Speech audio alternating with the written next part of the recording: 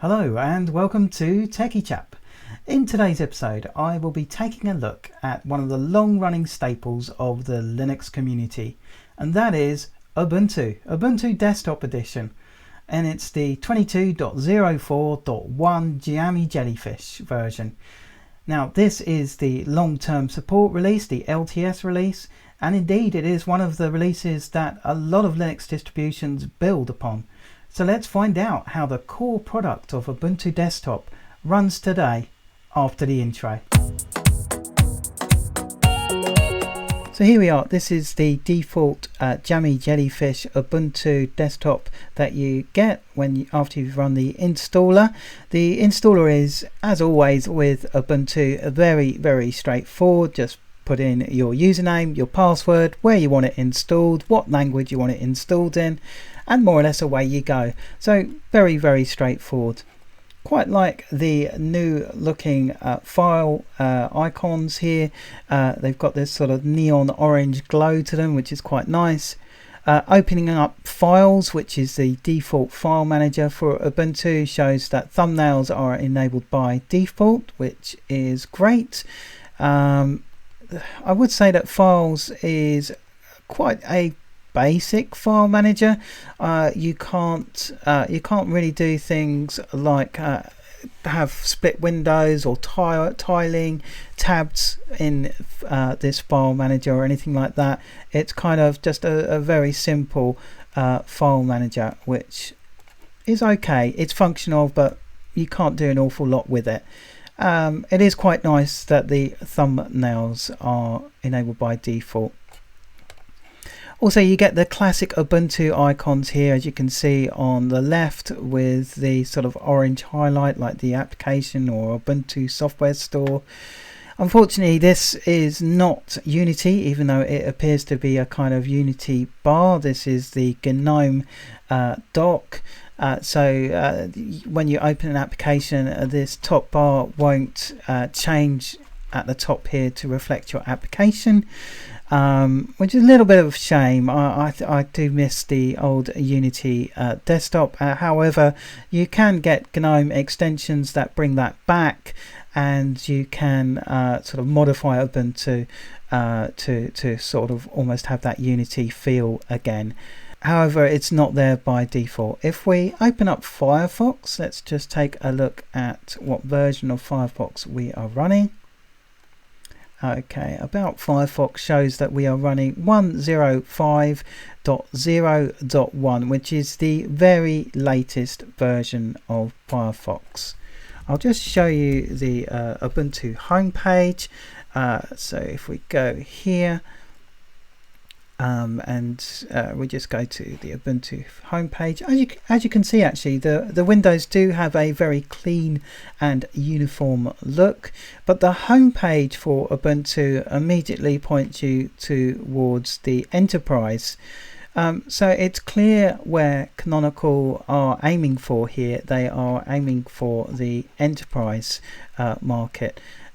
If you click on download, then you do get the option to go to Ubuntu Desktop, but there's kind of nothing on the home page that points you in the direction of the Ubuntu Desktop, which I think is why sometimes people forget there is actually an Ubuntu Desktop base out there, despite a lot of Linux distributions are built upon this base.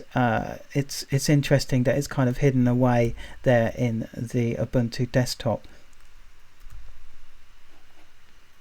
Alright, so you click on download and away it goes. That's all you need to do to download Ubuntu Desktop from the Ubuntu website. But as I say, it's a bit of a shame they don't highlight the desktop a bit more on the home page there. The desktop itself feels responsive, it feels quite nice, but let's take a look at the included applications. I've installed Kdenlive and I've installed OBS. That's all I've installed extra on this. If we click on System Monitor, let's take a look at the resources being used. And we can see that the CPU is hovering around 50%. we have 2.4 gig of RAM being used, so nearly 28 to 30% of my 8 gig of memory is being used. Obviously I'm running OBS, I'm recording the desktop, and I'm recording the audio via this USB mic here. However, that is quite a lot of memory being utilized there, and if we go to processes, we can see exactly what is using that memory. So we can see OBS is there using a lot of the memory, 437 meg, and then we see the GNOME shell is actually using 141.7 megabytes. And SnapStore is there in the background as well on 34.8 megabytes, as well as XWayland. So yes, that's right, this is using the Wayland compositor by default. So that's interesting in and of itself. So let's just go to About, and we can see the exact specs of this machine, as well as the compositor information. So yes, I'm running my E7440 Dell to test this out. It's got the 128 gig SSD, Ubuntu 22.04.1 LTS, so we have support up until 2026 on this release, which is quite impressive. The GNOME version is 42.4, and the Windows system is Wayland, so no more X Windows, which is quite interesting. So it really is sort of set for the future in that sense. They've completely ditched the X11 window system for Wayland. I think you can change it back to X11, however, if you need to, via the logon page. Right, if we go through some of these applications that are installed, of course you've got your terminal, and let's just look at the version of terminal here. It's just the standard GNOME terminal. As I've said before, this is using the GNOME window manager as its default. So a lot of these packages and items will be the GNOME way of applications. We also have LibreOffice installed, and if we just click on something in LibreOffice, I'm just looking for LibreOffice Writer. Well, I can't see it, but I'm sure it's in there somewhere. If I just launch LibreOffice, okay, here we go, Writer. Oh, it must be installed somewhere there. If I click on LibreOffice, you can see it's 7.3.6.2, so very, very new release of LibreOffice. I have to say, I do like this very clean look of the system. However, there are some sort of odd little glitches here and there. But other than that, it does feel very smooth. If we go to, let's just take a look at some of the other applications. You have a GNOME calculator. It's just a standard calculator. Now, interestingly, if this is the new version of GNOME, we should be able to press print screen. Yes, and that brings up the new GNOME print screen options here with that little sort of nice effect of recording your screen. So that's quite nice. Rhythmbox, as always, is included by default for your music and your radio. It's quite a nice music player, it's quite nice, it's there by default, and Thunderbird Mail is there for your POP3 and IMAP and other email requirements as well. You can, within the settings, link in your cloud accounts, or your online accounts, and you can see it actually has quite a selection of cloud and online accounts to choose from, including Microsoft there as well, which is quite unusual for Linux distributions. So they're all there if you want them, and if you do link those accounts, then obviously that will link into things like notifications as well.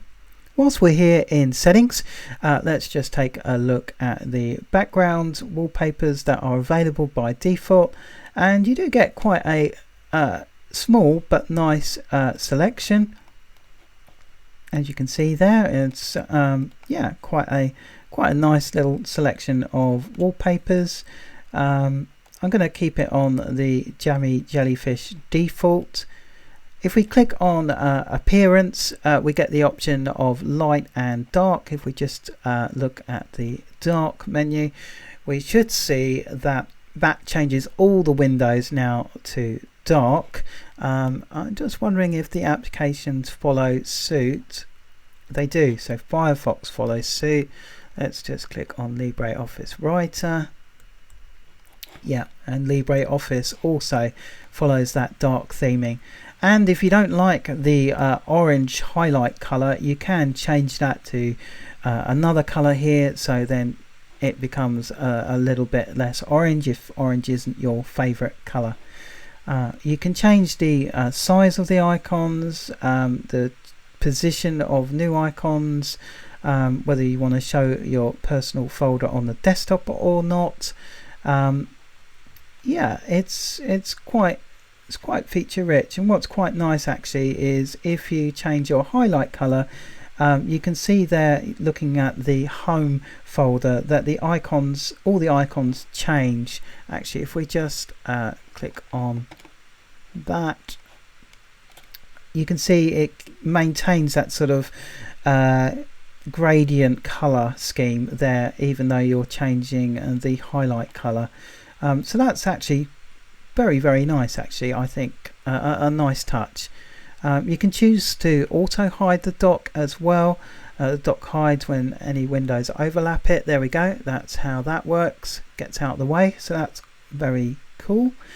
You can choose the icon size for your dock, so you can minimize, or not minimize, but make them a lot smaller where they're displayed. There's actually quite a few options within here under appearance for customizing your look of Ubuntu, which is quite nice. You can also customize your notifications, which is great. If we just scroll down here, you've got your integration with the application notifications as well, so different applications can notify you. Screen display, you get your standard options here, which is great, and you can choose fractional scaling if you so want to as well. Let me just apply that, keep changes, there we go. Mouse and trackpad options, we have the kind of standard touchpad options. It doesn't look like it supports gestures to me, which is a little bit of a shame. It could be that you can install drivers to get gesture support if you wanted to. I'm just checking 3 finger. So you've got 2 fingers scrolling, but you don't have things like the 3 fingers to shift windows around, like I know some distros like Elementary do. Right, keyboard, you get your standard options. That's kind of about it really. You got your device color profiles, laptop screen and so on. You can adjust those if you so wish. So the overall feel of Ubuntu so far is actually quite nice. So let's just take a look at the application store now. Yeah. What's going on here? Not sure what's going on here. It looks a bit bugged out. Let me just try. So everything's up to date. There's normally a load of applications down here that it's just not showing at the moment. Bear with me a second. Okay, so I've restarted or logged out and logged back in again to give the window manager a chance to reset. And as you can see, the application store now has reset and the icons are indeed now appearing below. I think possibly what happened there was when I changed to dark mode, the application store didn't sort of take into account that I changed into dark mode, and it kind of bugged out a little bit. So logging out and logging back in sort of reset things. As you can see, it's highlighting that I have an update to install here. This is one of the slightly annoying things is it says I need to update the Snap Store. So as an average user, you click on update now, and it then tells me that it can't update the Snap Store because it has Ubuntu software running. So you think, okay, I'll close Ubuntu software then. However, in doing that, you then can't run the Snap Store update. So for example, if I now go back in, that update is still there and it hasn't actually run. And I believe the only way to get around that is to update it via the terminal, which if you're a new user, and Ubuntu is used by a lot of new users as an introduction to Linux, those sort of bugs are going to be quite annoying. And it's kind of an easy fix, to be honest, even if it was something that popped up and said run this in terminal. That would be better than the message that comes up there. So that is slightly frustrating, it has to be said.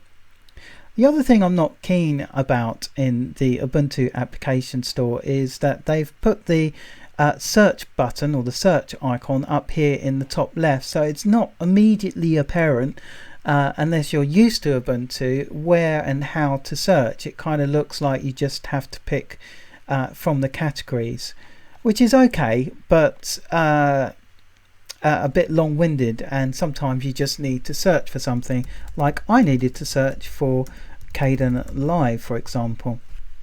So I'm doing a search for Kdenlive, and you can see there are two options for Kdenlive. So if I click on this one will, it's got some reviews and things like that, but it comes up as potentially unsafe, which I think is quite bizarre, given that it's from the kdenlive.org project, but for some reason they deem it as potentially unsafe. However, if I click on this one, it doesn't come up as potentially unsafe. So really bizarre. Indeed, the version is 22.08.1 on this one, and if I click on this one is version 21.12.3. so let's go back to this one. This one is 22.08.1 and this one is 21.12.3. so quite why both of them are there is a little bit odd. However, you get a little bit of a clue if you click into it and you check out on the top right here where the source is from. And essentially the source for this Kdenlive is from Ubuntu's Jammy Jellyfish Universe, or Jammy Universe, as a deb file. And then if you go back and go to this Kdenlive, you can see this indeed is the Snap Store version of Kdenlive, which is the very latest release of Kdenlive. So it deems the Snap Store version safe to install, whereas the Ubuntu Jammy Universe.deb edition it deems as potentially unsafe to install. Bizarre, really bizarre. This is from its own repositories. So what I found with OBS in installing the Snap Store edition was that it did crash a couple of times when I've been running it, which is a little bit worrying, and I'm not sure why, but that's the first time really in I think any Linux review where OBS has actually crashed for no reason at all. So I have experienced that in running Ubuntu Desktop, and that of course gives me a little bit of an unsure feeling about the rest of the desktop when I've experienced a couple of crashes already, which is a shame, because actually the GNOME desktop on here is actually quite nice. It does do the job very nicely. It's very slick. I would say there are some little bugs here and there that are quite irritating. For example, the OBS Snap version crashing for no reason. The pending update of Snap Store, I can't install this Snap Store update because I can't do that with the Ubuntu software store running, so that's quite irritating as well. It tells me to update, and I pop in my password, and then it says no, I can't update because you're running the Ubuntu software store. Very irritating. Other than that, the general feeling of Ubuntu is actually really nice. The animation effects are quite nice. The included applications are pretty good. Things aren't quite as snappy as perhaps they should be on this system. It has to be said, and I think, you know, going back to the resources that are being utilized on here, you can really see that actually the OBS is obviously using a lot of memory, but then you've got things like Tracker Extract 3, and I have no idea what that is or why that's running, but that worries me. You know, why is it there? What is Tracker Extract 3? It could be something innocent. It could be something that you know, I'm being tracked whilst I'm using my computer. Doesn't sound good when you look at the name of it. So why is it running, and why is it taking up so much memory? I don't know.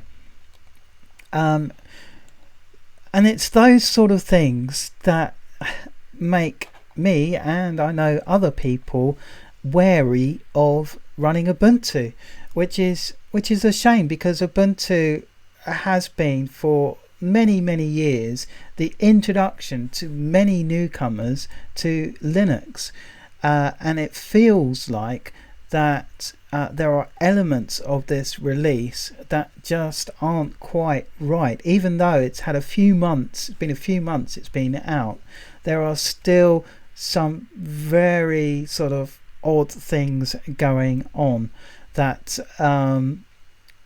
that you wouldn't expect in a LTS release.